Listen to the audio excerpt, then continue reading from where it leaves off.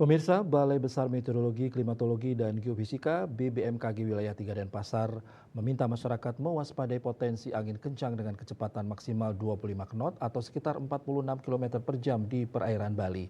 Angin kencang ini diperkirakan pada 18 hingga 21 Januari 2025.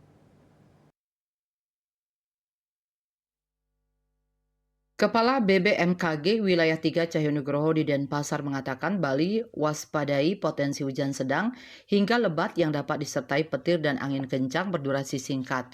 Dilansir dari kantor berita antara, potensi kecepatan angin mencapai 25 knot pada 18 Januari 2025 berpeluang terjadi di perairan selatan Bali NTB.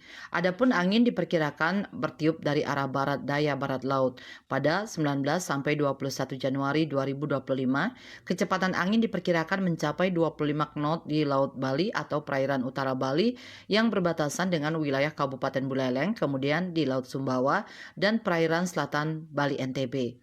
Dari kondisi sinoptik, BBMKG Denpasar memperkirakan angin dominan bertiup dari arah barat daya barat laut dengan kecepatan maksimal dapat mencapai 35 knot atau 64 km per jam.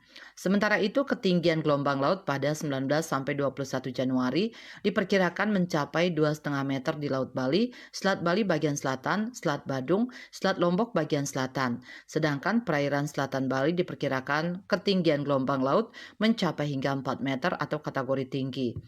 Pihaknya mencatat kondisi angin dan gelombang laut berisiko terhadap keselamatan pelayaran.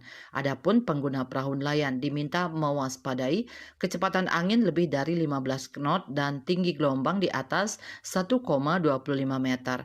Kemudian operator kapal tongkang dianjurkan waspada saat angin berkecepatan lebih dari 16 knot dan tinggi gelombang di atas 1,5 meter.